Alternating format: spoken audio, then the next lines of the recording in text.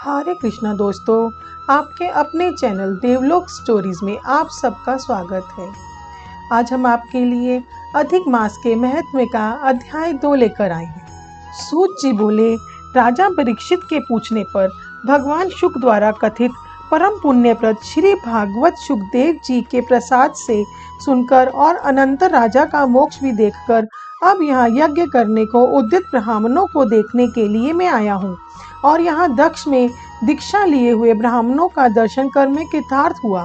ऋषि बोले, हे साधो, अन्य विषय की बातों को त्याग कर भगवान कृष्ण द्वैपायन के प्रसाद से उनके मुख से जो आपने सुना है वही अपूर्व विषय हे सूत आप हम लोगों से कहिए। हे महाभाग, संसार में जिससे परे कोई सार नहीं है, ऐसी मन को प्रसन्न होने वाली जो सुधा से भी अधिकतर हितकर है, ऐसी पुण्य कथा हम लोगों को सुनाइए। सूत जी बोले, विलोम से उत्पन्न होने पर भी मैं धन्य हूँ।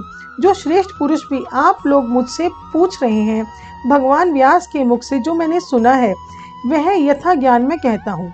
एक समय नारद मुनि नर नारायण के आश्रम में गए, जो आश्रम बहुत से तपस्वियों, सिद्धों तथा देवताओं से भी युक्त है और बैर, बहेड़ा, आंवला, बेल, आम, अमड़ा, कैथ, जामुन, कंदबादि और भी अनेक वृक्षों से सुशोभित है। भगवान विष्णु के चरणों से निकली हुई पवित्र गंगा और अलकनंदा भी जहाँ बह रही है, ऐसे नर नारायण के स्थान में श्री नारद मुनि ने जाकर उन पर ब्रह्म नारायण को, जिनका मन सदा चिंतन में लगा रहता है, जिसके जितेंद्रिय काम, क्रोध आदि 6 शत्रुओं को जीते हुए हैं, अत्यंत प्रभा जिनके शरीर से चमक रही है, ऐसे देवताओं के भी देव तपस्वी नारायण को साष्टांग दंडवत प्रणाम कर और हाथ जोड़कर नारद उस मुनि व्यापक प्रभु की स्तुति करने लगे। नारद जी बोले, हे देवदेव, हे जगन्नाथ, हे कृपा सागर सतपते, आप सत्यव्रत हो, त्रिसत्य हो, सत्य आत्मा हो, हे और सत्य संभव हो। हे सत्य योने, आपको नमस्कार है। मैं आपकी शरण में आया हूँ। आपका जो तप है वह संपूर्ण प्राणियों की शिक्षा के लिए और मर्यादा की स्थापना के लिए है। यदि आप तपस्या ना करें तो जैसे कलयुग में एक के पाप करने से सारी पृथ्वी डूबती है, वैसे ही एक के पुण्य करने से सारी पृथ्वी तरती है। इसमें तनिक भी संशय नहीं है। पहले सत्य युग आदि में जैसे एक पाप करता था तो सभी पापी हो जाते थे। ऐसी स्थिति हटाकर कलयुग में केवल कर्ता ही पापों से लिप्त होता है। यह आपके तप की स्थिति है। हे भगवान, कली में जितने प्राणी हैं सब विषयों में आसक्त हैं। स्त्री पुत्र ग्रह में लगा है। चित्त जिसका ऐसे प्राणियों का हित करने वाला जो हो और मेरा भी थोड़ा कल्याण हो, ऐसा विषय विचार कर केवल आप ही कहने की योग्य हैं। वहीं आपके मुख से सुनने की इच्छा से मैं ब्रह्मलोक से यहाँ आया हूँ। आप ही उपकार प्रिय हैं, विष्णु हैं, ऐसा वेदों में निश्चित है। इसीलिए लोकोपकार के लिए कथा का सार इस समय आप सुनाइए, जिसके श्रवण मात्र से निर्भय मोक्ष पद को प्राप्त करते हैं। इस प्रकार नारद जी का वचन सुन भगवान ऋषि आनंद से खिलखिला उठे और भुवन को पवित्र करने वाली पुण्य कथा आरंभ की। श्री नारायण बोले, हे नारद, गोपों की स्त्रियों के मुख कमल में भ्रमर, रास के ईश्वर, रसिकों के आभरण, वृंदावन बिहारी, वज्र के पति आदि पुरुष भगवान की पुण्य कथा को कहता हूँ, जो निमेष मात्र समय में जगत को उत्पन्न करने वाले हैं। उनके कर्मों को हे वत्स इस पृथ्वी पर कौन वर्णन कर सकता है। हे नारद मुने, आप भी भगवान के चरित्र का सरस सार जानते हैं और यह भी जानते हैं कि भगवत चित्रित्र वाणी द्वारा नहीं किया जा सकता। तथापि अद्भुत पुरुषोत्तम महात्म्य आदर से कहते हैं।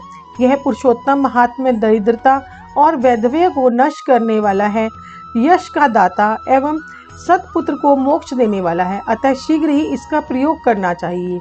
नारद बोले, हे मुने, पुरुषोत्तम नामक कौन देवता है, उनका महात्म्य क्या है? यह अद्भुत सा प्रतीत होता है, अतः आप मुझसे विस्तार पूर्वक कहिए। सूत जी बोले, श्री नारद का वचन सुन नारायण क्षणमात्र पुरुषोत्तम में अच्छी तरह मन लगाकर बोले।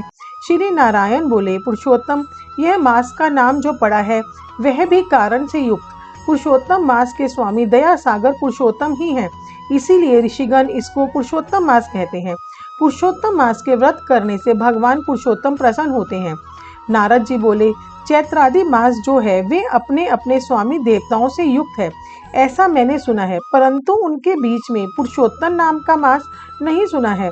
पुरुषोत्तम मास कौन है और पुरुषोत्तम मास के स्वामी कृपा के निधि पुरुषोत्तम कैसे हुए? हे कृपा निधे, यह आप मुझसे कहिए। इस मास का स्वरूप विधान के सहित हे प्रभु कहिए। हे सतपते, इस मास में क्या करना, कैसे स्नान करना, क्या दान करना, इस मास का जप, पूजा, उपवास आदि क्या साधन है कहिए। इस मास के विधान से कौन देवता प्रसन्न होते हैं, क्या फल देते हैं। इसके अतिरिक्त और जो कुछ भी तथ्य हो वह हे तपोधन कहिए। साधु दिनों के ऊपर कृपा करने वाले होते हैं, वे बिना पूछे कृपा करके सदुपदेश दिया करते हैं।